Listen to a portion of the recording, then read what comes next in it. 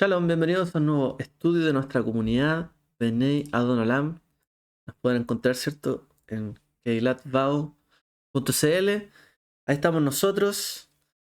En esta oportunidad vamos a hablar sobre los pactos, en particular sobre el pacto de Abraham.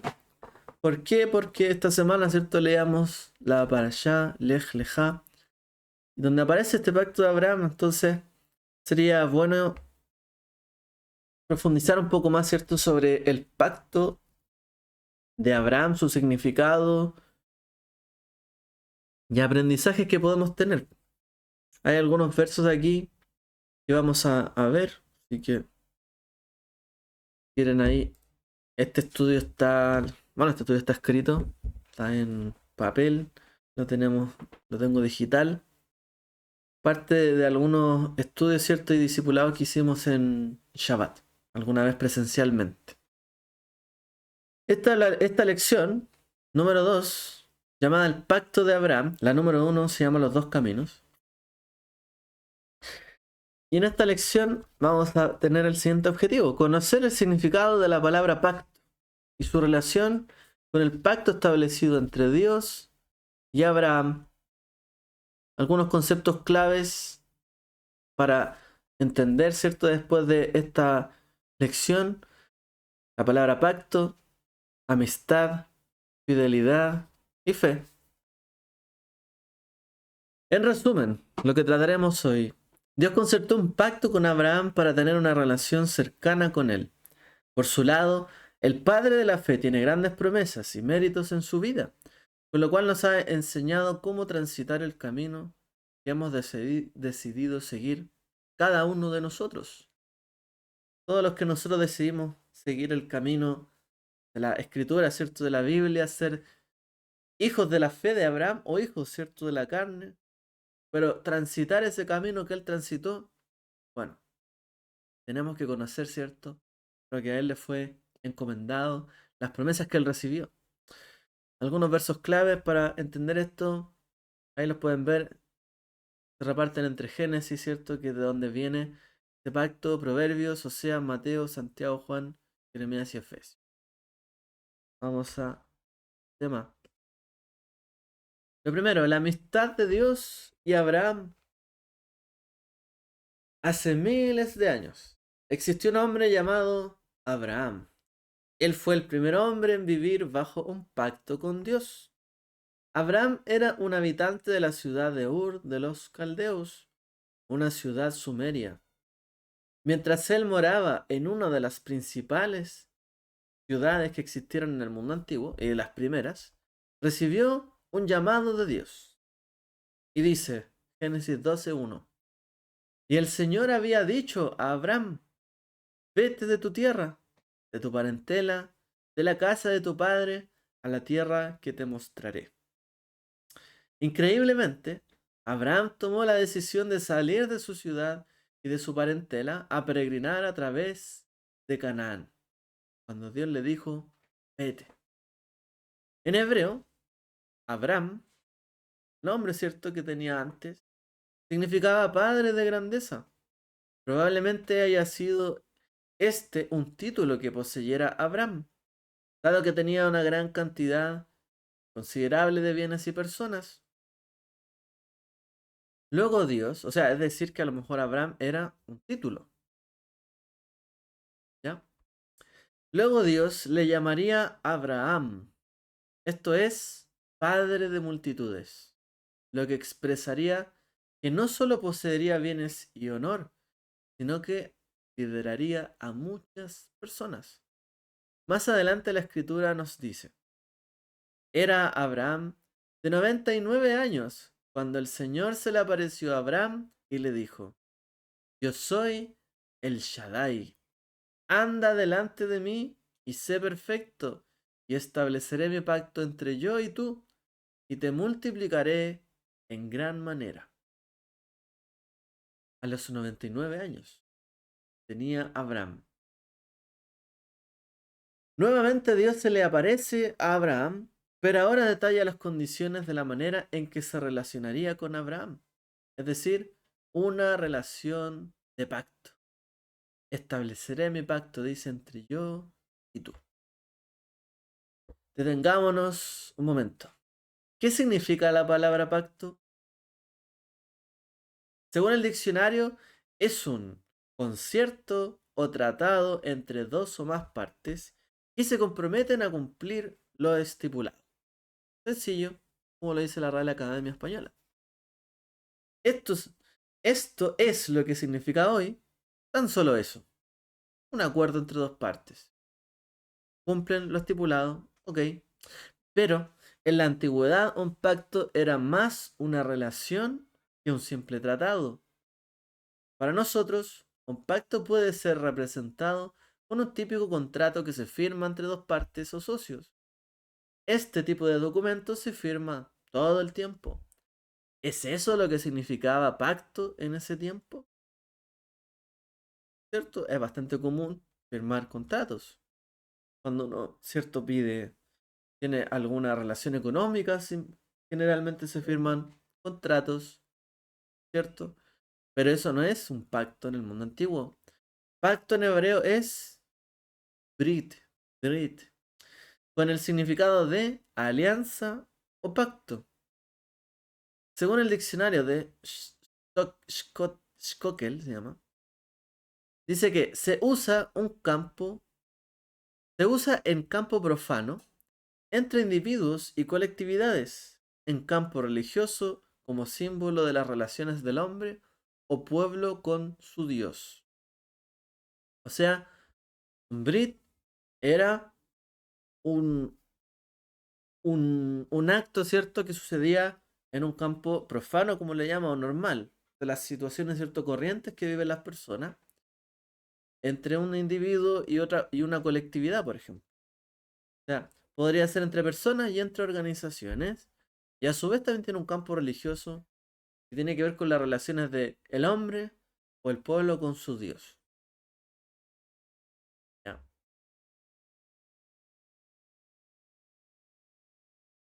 Los adjetivos que suelen acompañar a la palabra pacto en la Biblia son los siguientes. ¿Ya? Perpetuo, un pacto perpetuo, de paz, pacto de paz. Confiable, un pacto confiable.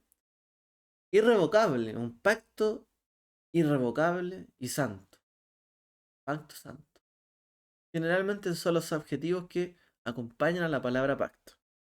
Un pacto es algo que se espera que no sea quebrado, sino que respetado siempre. O sea, se entiende que un pacto es algo inquebrantable, que permanece para siempre. Posee elementos de divinidad y santidad a su vez. O sea, hay elementos que se suman al pacto.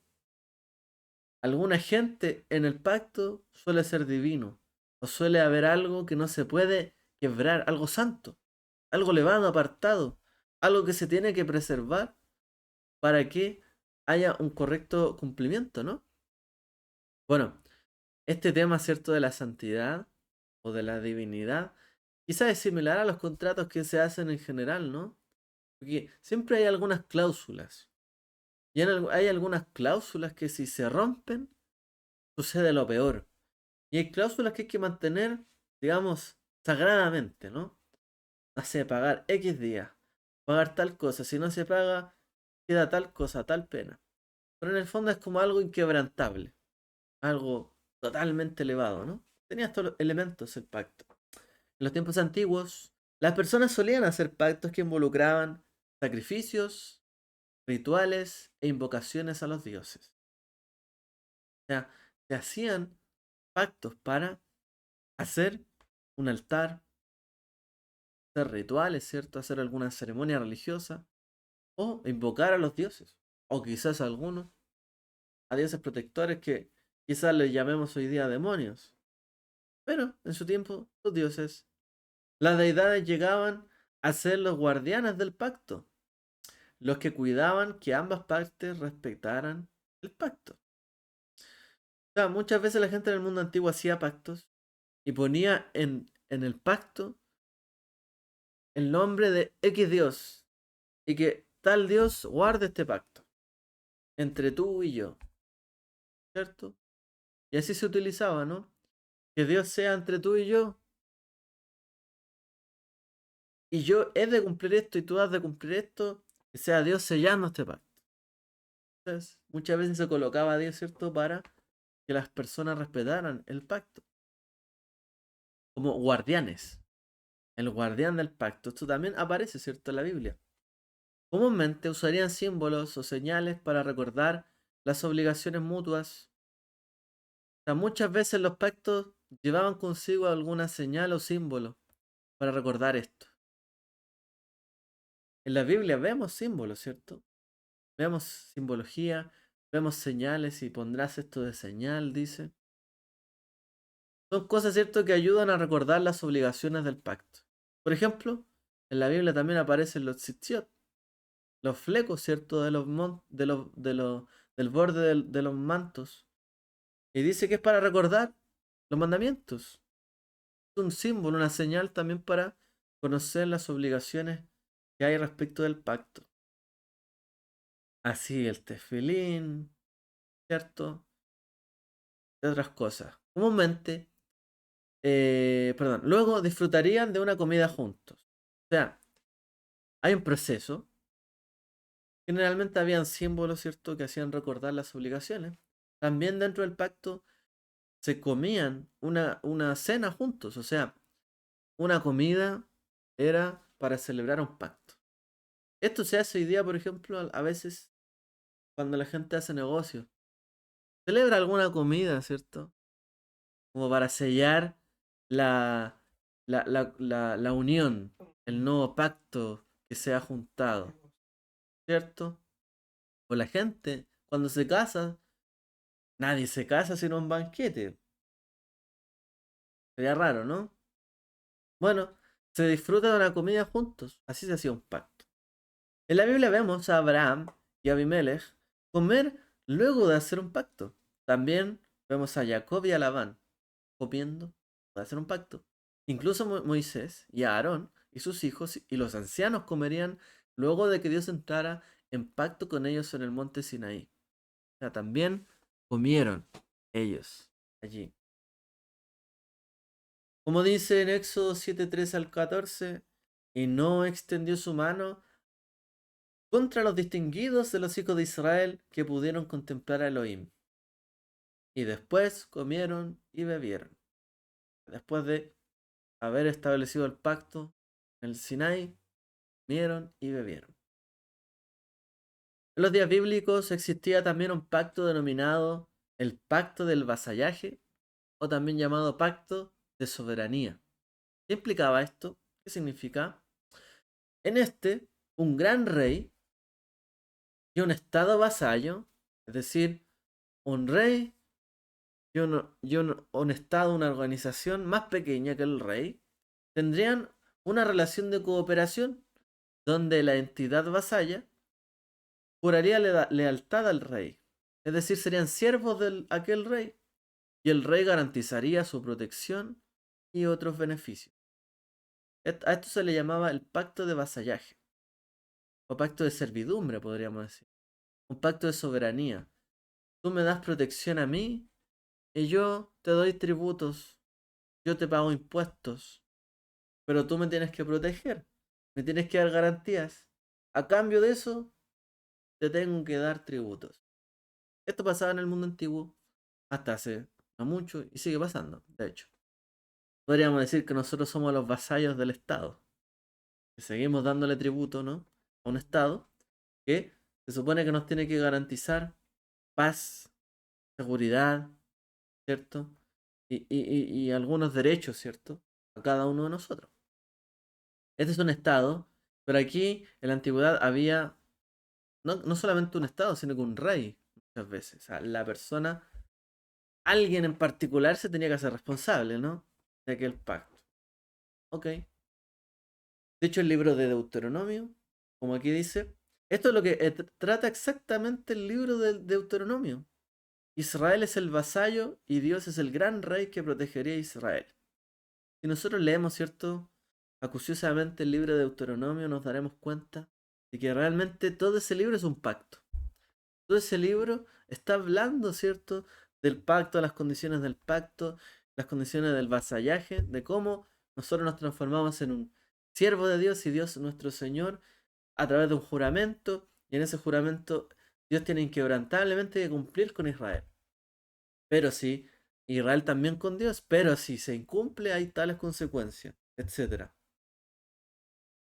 Todo eso, ¿cierto? Lo vemos en el libro de Deuteronomio. Nos habla de cómo Israel es el vasallo y Dios es el gran rey que protege a Israel. Pero antes de esto, el pacto sería uno a uno, de persona a persona, partiendo por Abraham. Antes de que todo esto ocurriera, la primera persona en concertar pacto, ¿cierto? Digamos, del inicio del pueblo de Israel, sería Abraham. El tipo de pacto que hemos mencionado es un pacto de relación. Si antes las personas hacían pactos y juramentaban en nombre de sus dioses para asegurar el pacto, esta vez sería diferente. Dios haría un pacto con el hombre. Es decir, la costumbre era, dos personas hacían un pacto y ponían a Dios para proteger aquel pacto. Y ponemos, cierto, a tal divinidad para que este pacto sea conservado, protegido y practicado. Y no es inválido, por tanto ponemos el nombre de nuestro Dios. Pero aquí es diferente. Es Dios el que establece un pacto con el hombre, es decir, con Abraham. Dios quería tener una relación con el hombre. Y esto es lo diferente. Dios se comprometería con él en fidelidad, en mutualidad, comería y bebería con él y buscaría pasar un tiempo junto a él. Dios buscaría ser más cercano a las personas. En particular, Dios sería un amigo de Abraham. Y eso es lo que estuvo buscando, ¿no? Acercarse de aquella relación que se habían separado, ¿no? A través del pecado de Adán y Jabá, Eva, ¿cierto? Ahora Dios estaba buscando tener nuevamente una relación como la que había tenido, ¿cierto? Con la humanidad. Y estaba buscando con quién tener esta relación cercana. Y Dios sería un amigo de Abraham. Como dice Proverbios 2, 22, 11. El que ama la pureza de corazón, el que tiene gracia en sus labios, tendrá como amigo al propio rey. El que ama la pureza de corazón, el que es puro, la persona que es sincera, si dice voy a hacer esto, lo hace. Si dice no haré esto, no lo hace. No habla tientas, es puro de corazón. Si tú le dices esto es así, esa persona te cree. Es puro de corazón. Y si te dice algo es la verdad. El que tiene gracia en sus labios. No se refiere, ¿cierto?, a esto de hacer reír a otros. Que tiene bondad en sus labios. Que tiene gesed. Que tiene, ¿cierto?, la capacidad de que al hablar, ¿cierto?, considera a los demás.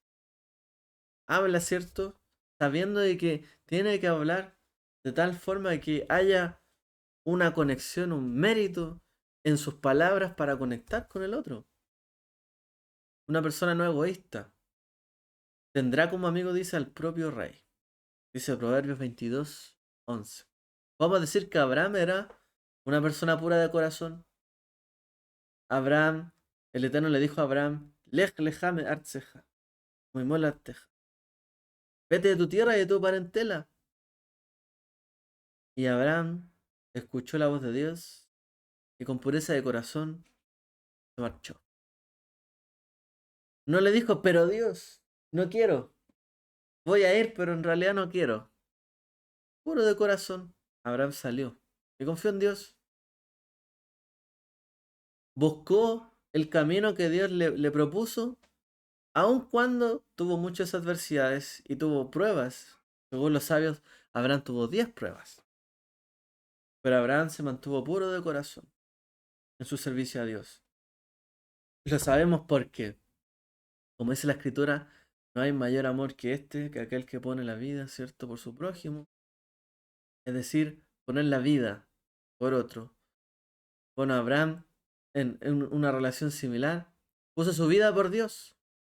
La dio. Incluso cuando Dios le pidió poner la vida de su hijo para él, también lo hizo. Y lo hizo, dice los sabios, con pureza de corazón y con certeza, sabiendo de que Dios le había dado el hijo y se lo había prometido. Y si había de morir, probablemente había de darle igual el hijo que le había prometido. Con pureza de corazón lo hizo. Y Abraham no habló falsedad en sus labios, sino que habló con gracia, con favor, ¿cierto? He hallado favor ante ti. Bueno, habló con favor, sabiendo siempre a quién se dirigía. Tendrá como amigo al propio rey. Porque el rey necesita siempre a alguien de confianza, a quien le pueda decir algo y le dé una opinión sincera. Y no que le dé una opinión porque es el rey y disfrace las cosas. El rey siempre necesita a alguien de confianza que le pueda decir estoy bien o estoy mal. Alguien que sea capaz, no porque sea el rey de decirle no, estás bien, que le diga estás mal. Una persona sincera, que pueda ser su amigo, que pueda conversarle de todas las cosas, sus planes. Cuando Dios le habló sus planes a Abraham. Y aunque lo que dije anteriormente parece como que, ¿cómo? Abraham fuera a irse en contra de Dios y decirle que estaba equivocado. Y cuando el Eterno quiso destruir Sodoma y Gomorra, ¿qué hizo Abraham? Habló con gracia en sus labios. Señor, te he dado gracias. Si he tenido favor, ¿cierto?, ante ti. Y si hubiese 50 justos en la ciudad, le dice, con pureza de corazón, o sea, de verdad, si hubiese 50 justos, ¿no salvarías tú esta ciudad? No. Y él dice, bueno, y si hubiese menos 40, 30, 20, 10, ¿salvarías esta ciudad? Para que llegue a 10, ¿no? Sí, salvaría esta ciudad. Dejemos hasta aquí el asunto.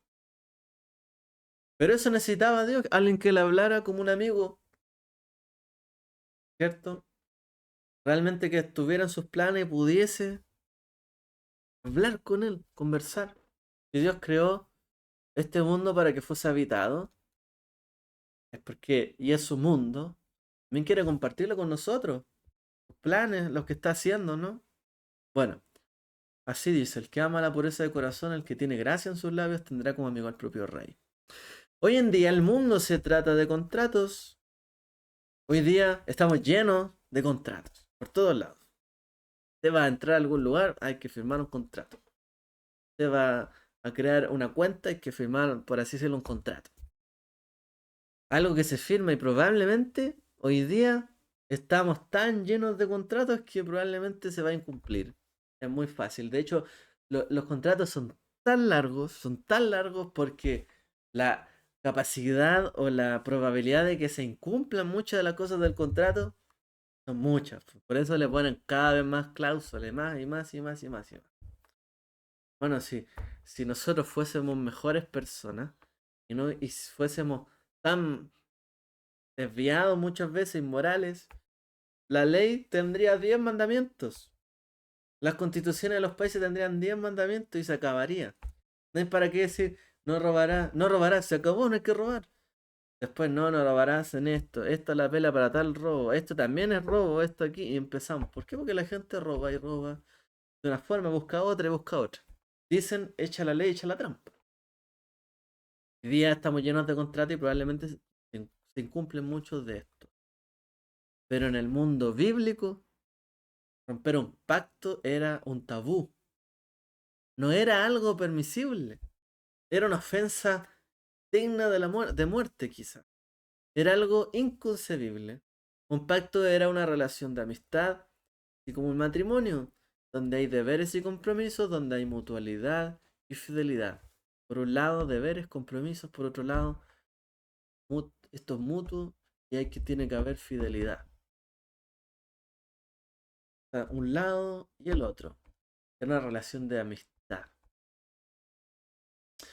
Dice el libro de Oseas, te desposaré conmigo para siempre.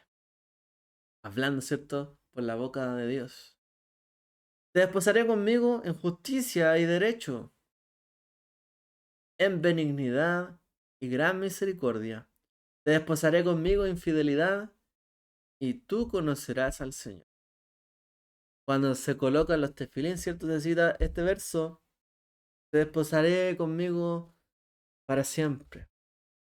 Justicia, en derecho, en benignidad, en misericordia, en fidelidad y conocerás al Señor. Hay cierto, nos recuerdan estos versos cómo tiene que ser una relación. Es para siempre. Un pacto es para siempre. Es para andar en justicia y en derecho, es decir, lo que es justo para todos.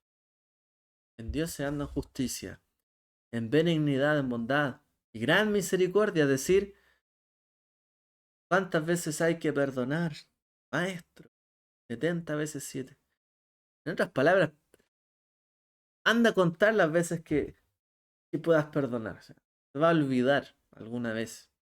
¿Alguien ha intentado memorizar 9 números del celular? 10, 11 ya se lo olvida. Intente con 70 veces 7. Se le va a olvidar. Dicen benignidad y gran misericordia. Cuando uno tiene un pacto con alguien, tiene que comprenderlo. Si falla y si pasan cosas, tiene que tener gran amor. La benignidad, ¿cierto? Y esta gran misericordia no es otra cosa que el amor. Ese es el amor. El amor no solamente es como un acto de contacto, un acto físico, un acto que tenga que involucrar sencillamente el romanticismo. Es esto, la benignidad, la misericordia. Pensar en el otro, lo que necesita, lo que le falta. Estar ahí. Saber, me faltó esto, bueno, yo te apoyo, yo te ayudo. Doy de lo mío. Te desposaré conmigo en fidelidad. El uno al otro, en emuná, en hebreo, ¿cierto? Emuná es la misma palabra para fe. Fidelidad y fe es lo mismo. Nuestra fe es nuestra fidelidad. O sea, permanecer constante, fiel en esto. Y dice, conocerás al Señor, porque el objetivo es de un pacto conocer, tener una relación con Dios. Ahora que sabemos el significado real del pacto de Dios con Abraham, veamos en qué consistió, teniendo, ¿cierto?, este trasfondo. Y haré de ti, dice, Goy Gadol, una gran nación, y te bendeciré, y engrandeceré tu nombre, y serás bendición, y bendeciré a los que te bendigan, y maldeciré al que te maldiga, en singular. Y en ti serán benditas todas las familias de la tierra. Todas estas promesas son mucho más de lo que pudiéramos pedir en el mundo. Pero ¿dónde están las condiciones para obtener este pacto? Soy gran nación, bendición, nombre grande, ser bendición para otros. Que los que estén a favor de mí sean benditos, los que estén en contra de mí terminen en maldición. Y que además, por mi mérito, toda la familia de la tierra sean benditas. O sea, el alcance es inmenso de este pacto. Pero ¿dónde están las condiciones para que esto se pueda cumplir? En el libro de Deuteronomio vemos con claridad las condiciones del pacto con la nación de Israel. Aquí, en cambio, debemos pensar un poco. Primero, requería la elección de Abraham. O sea, Abraham primero tenía que elegir y decir sí, ok, voy a seguir este camino. Seguir o no el camino que Dios le proponía. Y luego, él debería mantenerse, pasara lo que pasara, requiriera lo que le requiriera Dios a Abraham. Tenía que permanecer fiel, fidelidad. Y así fue probado muchas veces la fe de Abraham en la obediencia y la fidelidad hacia Dios. Realmente tenía un corazón puro. Y dice Santiago 2:21 al 24. ¿No fue justificado por las obras nuestro padre Abraham cuando ofreció a su hijo Isaac sobre el altar? Ya ves que la fe no actuaba juntamente con sus obras. Y la fe fue perfeccionada por las obras. Y se cumplió la escritura que dice, creyó Abraham a Dios y le fue contado por justicia y fue llamado amigo de Dios. ¿Veis que el hombre es justificado por obras y no solo por fe? Dice Jacob, Santiago. O sea, el mérito de Abraham de permanecer fielmente a Dios. Y que, por así decirlo, no solamente es que Dios, oye, pero es fácil, po. Si vino Dios y hizo un pacto con él, ¿qué queda para el resto? Dios no los eligió. Fácil. Bueno, Dios lo eligió a ellos, o sea, muy fácil. Claro, a ellos los bendice Dios, pero es porque los eligió. Si solamente fuera, digamos, como por recibir la justificación, digamos, si fuera solo por recibir y creer que lo recibí, yo recibí un don de Dios, yo recibí ser su hijo, yo recibí el ser lo que Él me dio.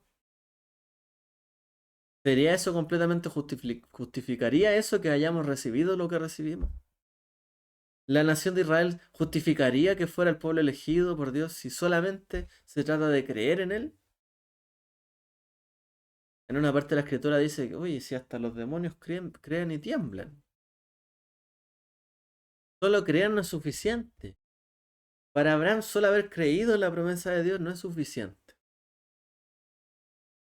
Tiene que haber algo detrás, un mérito. Ese mérito, es decir, la justificación por las obras, es que su fe fue perfeccionada a través de obras. No solo, simplemente tenía que creer en Dios, tenía que tomar acciones, tenía que demostrarlo en su vida. O sea, en el momento que tú dices, tengo fe, creo en ti, yo confío en ti, pero la otra persona, la primera forma de actuar, actúa en contra de esa promesa, todo se viene abajo y se derrumba. Ese es el problema que hoy día tienen las personas, que por un lado dicen, no, si voy a hacer esto, te prometo esto y esto otro, la primera que pueden no lo hacen. Ese es el mundo de hoy. Por eso leíamos, ¿no? El que tiene labios puros, corazón puro. Hay que tener un corazón puro. Nadie puede decir, no, yo voy a hacer esto y después no lo hace. Hoy día lamentablemente la gente, ¿cierto? Está acostumbrada desde joven a tener relaciones con otras personas y los jóvenes, ¿cierto? Adolescentes, quizás incluso tener relaciones con otros adolescentes en un nivel de amistad y quizás más que eso, pero un día tiene una relación con una persona, después con otra, después con otra, con otra. Yo te prometí esto, fallé, prometí esto, fallé, prometí esto, fallé. Conclusión, todas las mujeres mienten, todos los hombres mienten, todos se mienten. La idea está lleno de eso, ¿cierto? En el mundo.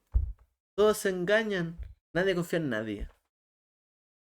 La gente entra en relación y no se cumplen sus promesas.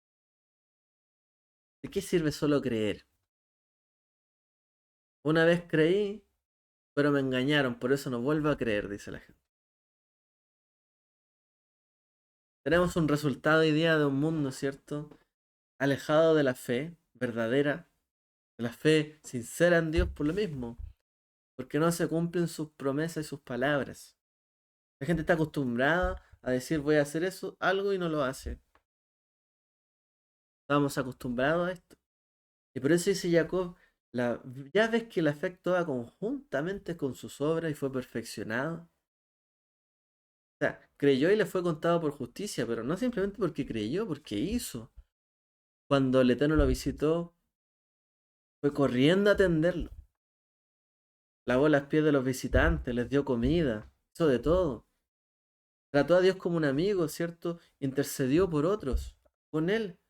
¿No es acaso lo que Dios también busca? Interceder por nosotros. Abraham lo entendió, intercedió en nombre de otros ante Dios. Y así, Abraham demostró, ¿cierto? Por todas esas pruebas que vivió, que de verdad creyó en la palabra de Dios y le fue contado por justicia. La fe no es nada al final del día si no es demostrable. Salvo que la fe no haya tenido oportunidad de demostrarse. Pero en tanto la fe tiene oportunidad de demostrarse, tiene que mantenerse fiel. En el pacto, en la promesa. Que no se incumple y si no, ¿en qué creíste? Por eso hoy día muchos cuestionan, ¿no? A los creyentes. Pero ¿cómo? ¿No se supone que son creyentes? Dicen y hacen esto o hacen esto otro. Sencillo. Gente que no cumple su palabra. Muchos se preguntan, antes de Yeshua, ¿cómo era salva la gente? Y antes de Yeshua, ¿cómo la gente se salvaba en este mundo? No estaba el Mesías, como hoy día estamos acostumbrados a decir somos salvos por la sangre del Cordero, del Mesías. La gente se salvaba antes. La respuesta es simple. Quien es fiel a Dios, quien anda en obediencia y fe, alcanzará por la fe todas las promesas. Como Yeshua nuestro Redentor, las alcanzó. Promesas y fe que había sido dado antes que el Mesías. O sea, si decimos que recibimos todo por el Mesías, que fue Él el que lo alcanzó por su fidelidad y mantenerse en la fe en Dios, Él mismo se está supando a promesas, ¿cierto? Y una fe que viene de antes. Y esa fe y esas promesas son las que Dios ya había dado de antemano. Yeshua las alcanzó.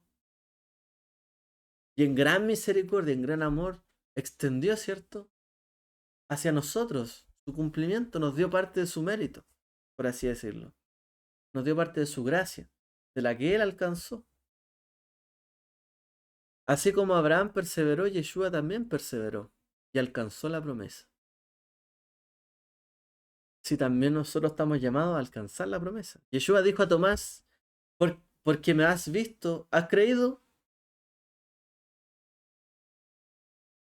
Claro, porque me has visto, creíste. Dichosos, bienaventurados los que no vieron y creyeron. No vieron nada de lo que pasó, pero creyeron en esa palabra y se mantuvieron fieles. Dice, son más bienaventurados aquellos, porque ellos vieron. Imagínense esa generación que vio el monte Sinai, que vio partirse el mar rojo, que vio los milagros en Egipto, que vio el maná del cielo, que vio salir el agua de la roca, que vio y que vio y que vio y que vio. Día siguiente se rebeló, murmuró. Fueron como unas personas que ya, vieron todo, lo tuvieron ahí y no vivieron conforme a ello. A lo mejor creyeron lo que vieron en ese momento. Día siguiente se olvidaron. Creer significa mantenerse en lo que vi. O sea, yo vi la mano poderosa de Dios. Yo vi que Dios puede convertir el agua en sangre. Yo vi que Dios puede convertir la tierra o el polvo en pan. Yo vi lo que puede hacer Dios. Yo creo en Él. No importa, ¿cierto?, lo que pase. Yo creo en Él. Esa gente que ve, experimenta y cree y mantiene su fe, aquellos son dichosos, bienaventurados, felices. Porque creyeron en lo que vieron y se mantuvieron fieles. Y creen y siguen creyendo. Y actúan conforme a ello. Y tienen certeza y seguridad. Si Dios actúa así, podrá hacerlo de nuevo. Sí. Como dice. ¿Ah? Y los que no vieron, dice, son más bienaventurados por haber creído. Y como dice la Escritura, porque todas las promesas en Dios son sí y amén. Sí y amén. ¿Qué significa sí y amén? Sí, lo vi. Confirmar. O sea, todas las promesas de Dios son algo que tenemos que confirmar y creer. Confirmo que es así. Sí, creo. Sí, es como Dios lo dice. ¿Y amén? ¿Qué significa amén? No. Significa literalmente así es. Pero la palabra amén tiene un montón de significados porque viene la misma palabra emuná. Amén significa, sí, esto es cierto, esto es firme, esto es fiel, esto es estable, esto permanece, es tal cual. Y esto dura, es cierto. Amén significa confirmar esto es real, estable, el eterno. No solamente es sí, creo, sino que también esto es sí y permanece en el tiempo. Todas las promesas de Dios son así. No son circunstanciales, son todo el tiempo. Y se tienen que confirmar y afirmar. Y hay que vivir por ellas como si fuesen principios. fundamentos, una base. Claro, a Tomás le dijo, bueno, porque me has visto, has creído. Van a haber otros que ni siquiera me habrán de ver y han de creer. ¿Cuán dichosos serán esos también? Así como Abraham, no vimos la obra redentora del Mesías. Tampoco vimos a Abraham. Sin embargo, hemos sido acercados a Dios y a la ciudadanía de su reino por el pueblo del pacto y por la fe de Abraham. Como dice cierto Jeremías y Efesios. Hemos sido acercados a Dios y a su ciudadanía por este pacto y por la fe que tuvo Abraham. Esa fe que no se quedó solo en creer, la confirmó, se afirmó en esas promesas, en la palabra de Dios, se afirmó en ello. Todo el tiempo se afirmó en esto. Y esa fue como él se pudo mantener en el pacto. Y Yeshua también. Yeshua también se mantuvo en el pacto. Si Yeshua nació, fue circuncidado, vivió, guardó la Torá y decimos que no hubo pecado en él porque se mantuvo fiel al pacto. De eso se trata, ¿cierto? La venida del Mesías. Una demostración de que el Eterno cumplirá todas sus promesas. Y la más grande de todas, la resurrección, la vida eterna, la vida después de esta vida, para alcanzar todas las promesas que nos dio, tiene que haber resurrección. Abraham dice, por la fe fue que Abraham, dice el libro de Hebreos, partió, por la fe fue que Abraham creyó, ¿cierto? Y Sara y todo fue por la fe. Y aún cuando no vieron la ciudad y no pudieron habitar en Canaán y en la tierra de Israel, en toda la promesa que Dios le dio, fue por la fe que se movieron. Y por la fe también verán aquella ciudad celestial descender y serán herederos de ella, por la fe, dice el libro de Hebreos. Y por la fe también fue que Yeshua hizo todo lo que hizo. Y la obra redentora. Y nos enseñó a nosotros también de que podemos guardar el pacto.